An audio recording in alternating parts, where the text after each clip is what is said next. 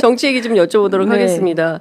주말 사이에 이재명 대통령께서 문제가 됐던 두 장관 후보자에 대해서 한 사람은 지명 취소를 하고 한 사람은 임명 강행을 할 걸로 전해지고 있습니다.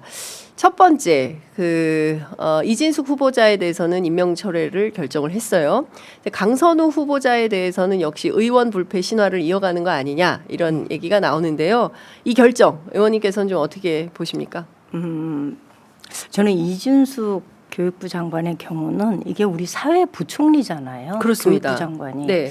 근데 제가 청문 과정을 좀 보면서 우리 대한민국이라는 큰 배에 사회 부총리로서는 좀 여러 가지 면에서 부적격하다라는 생각을 좀 했고요. 그런 면에서 이제 임명 철회가 되다 보니 그건 그나마 좀 이 민심을 충분하게 읽어낸 반영이 아니겠느냐 이런 생각은 좀 드는데 네. 제가 또 여가위원이었잖아요. 그러니까요. 네, 그래서 네. 강선우 의원에 대한 인사청문회장에서 쭉 있으면서 그날 제가 해수부 장관하고 동시에 했거든요, 저희가. 네네네. 그런데 청문 과정에서 해소되지 않은 의혹들이 있는 거 사실입니다. 그리고 그분이 여러 차례 사과는 했지만 그 사과의 진정성이 의심된다 이런 지적이 있는 것도 사실입니다. 네. 그런데 그것이 장관직을 수행하기에 그러면 부적합한 인사냐 그래서 임명을 철회해야 할 만큼이냐라는 측면은 그거는 또 아니다라고 봅니다. 그래서 저는 이렇게 대통령실에서 임명 강행을 하게 된 거는 결국 본인이 이후에 직무를 수행하는 과정에서 능력으로 실력으로 그 대통령실의 우려를 불식시켜야 되는 거고 또 갑질이라는 것은 국민정서법에 굉장히 민감한 거지 않습니까? 네. 그래서 이 갑질 문제는 결국 여가부라고 하는 정부 부처 내에서 가장 이 약한 그렇습니다. 네, 약한 부처인데 예. 이 부처에 대한 따뜻한 리더십으로 이 갑질 의혹을 좀 불식시켜야 할 책임이 이제 본인에게 주어진 거다 이렇게 봅니다. 네. 자, 오늘 아침에 전직 여성부 장관인 정영애 전 장관이 페이스북에 글을 올렸어요. 네. 강선우 의원과 관련해서 관련 보도가 심상치 않아 제가 장관이었을 때 있었던 일을 한 가지만 말씀드리겠습니다. 당시 강선우 의원의 본인 지역구에 해바라기 센터 설치를 하려고 요청을 했었는데 다른 건 다 되는데 산부인과 의사를 확보하기가 어려워서 그 논의를 했더니 이대 서울병원의 이대 총장이 지금은 좀 어렵고 다음 기회에 좀 협조하겠다 뭐 이런 얘기를 했던 모양이에요. 그래서 이게 안 됐다라는 거예요. 그러니까 다른 건 다 할 수 있는데 산부인과 의사를 레지던트 TO를 한 명밖에 받지 못해서 막 개원한 병원 운영이 우선이기 때문에 이번엔 좀 어렵겠다 이런 걸 이대 총장이 얘기했던 모양입니다. 그랬더니 강선우 의원이 무슨 얘기를 했냐면 하라면 하는 거지 무슨 말이 맞냐고 화를 냈고 그리고 여가부 기획조정실 예산 일부를 삭감해 버렸다는 거예요. 그래서 본인이 장관이죠. 강선우 의원실에 직접 가서 사과하고 한 소리 듣고 예산을 살렸던 기억이 난다. 부처 장관에게도 지역구 민원 해결 못했다고 관련도 없는 예산을 삭감하는 등의 갑질을 하는 의원을 다시 여가부 장관으로 보낸다니 기가 막힌다라는 의견입니다. 어떻게 보세요? 제일 매우 걱정되는 곤란하다. 장윤선 왜 이렇게 곤란한 것만 물어봐. 그러게 말이에요. 날 미워하나 봐. 날 미워하나 봐. 날 왜 이렇게 괴롭혀. 막 이런. 근데 저런 추가 폭로가 아마 계속 나오지 않을까라는 우려는 있습니다. 네. 그러니까 왜냐하면 인사청문 과정에서도 국민의힘 측에서 그리고 SBS 보도가 뭐 네. 6개월치 네, 맞아요. 내용을 있다고. 가지고 예. 있다 이렇게 얘기를 했는데 네. 그래도 드러난 게 제일 센 거 아닐까요? 드러난 게. 네, 예. 드러난 게 제일 센 거 그렇죠. 아닐까요? 예. 그렇게 치면 그 외에 제기될 수 있는 이렇게 여러 가지 의혹들은 네. 좀 본인이 이번엔 진정성을 가지고 좀 국민들을 설득하고 네. 좀 충분히 납득시키는 게 좀 필요할 것 같습니다. 예. 이제 본인이 온전히 그걸 해내가야 되는 거여서. 네, 네. 네. 그렇습니다.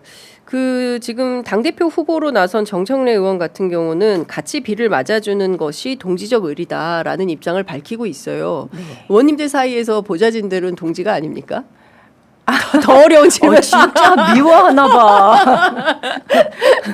아니 그건 아니고 사실 이런 거예요. 그러니까 다들 이재명 정부가 네. 온전하게 이전 정부하고는 완벽하게 다르고 뭔가 많은 국민들 다수의 국민들이 공감하면서 진짜 잘하고 계시잖아요. 그리고 오늘 발표된 여론조사 지지율도 보니까 62.2%가 국정 수행을 잘하고 있다. 잘못하고 있다가 32.3%. 62%잖아요. 62%. 그러니까는 전주에 비해서는 소폭 하락했습니다. 예, 떨어졌죠. 예. 예, 그래서 아마 이것이 인사와 관련된 지지율의 반영이 아니겠느냐 이런 얘기들이 있거든요. 그리고 저는 어쩌면 이게 당분간 지속될 가능성도 있다 이렇게 생각을 하고요.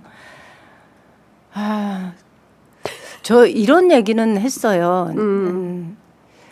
어차피 대통령실에서 이렇게 임명 강행을 하기로 네. 그리고 직무를 수행하는 데는 문제가 없다라고 판단을 했다면 본인이 조금 더 적극적으로 그간에 제기되었던 의혹에 대해서 기자들 앞에서 소상하게 밝히고 그리고 또 보좌진들이 이 신뢰를 못 보내고 있는 거잖아요. 네. 예, 그게 일부이던 다수이던 간에 네. 보좌진 국회 보좌진들이 그것도 민주당 보좌진들이 그러니까요. 신뢰를 보내고 있지 않는 거기 때문에 네. 그 부분에 대한 신뢰를 회복하려고 하는 어떤 이 적극적인 액션들이 좀 필요하지 않을까라고 저는 봅니다. 네, 제가 지난주에 사실은 국회의원회관에서 국회 네. 보좌진들 이 사건에 대한 의견을 묻는 인터뷰를 했어요. 막 그 직격 인터뷰 막 돌아다니면서 하는 현장 인터뷰를 했는데 대체로 다 말을 하려고 하지 않아요. 그렇죠. 예, 다 말을 하려고 하지 않는데 용감한 두 명의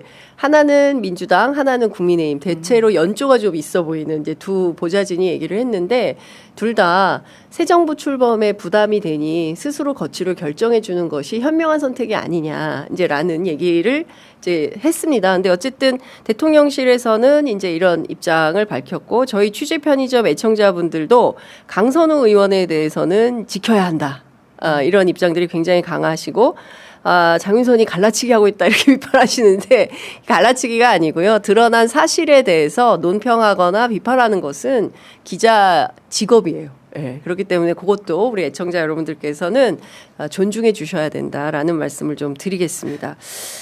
그 사실은 어려워요. 이런 일 좀 없이 그냥 지나가면 좋겠는데 왜 이런 일이 터졌을까? 난감하네, 난감해. 예. 그렇죠. 그리고 제가 그날 이제 청문회 때도 사실은 이제 도와주고 싶었던 거예요. 그렇죠. 여당 의원이시고 도와주고 싶어서 마지막에 저쪽 국민의힘 의원이 지속적으로 이건 범죄입니다. 갑질이고 당신의 행위는 범죄입니다라고 공격을 하길래 사실 우리가 일을 하다 보면 사적인 업무를 지시할 때가 있어요. 부탁할 때도 있고. 예, 그리고 뭐 또 내가 얘기하지 않아도 보좌진들이 이게 필요해 그러면 보좌진들이 또 나서서 도와주기도 하고요.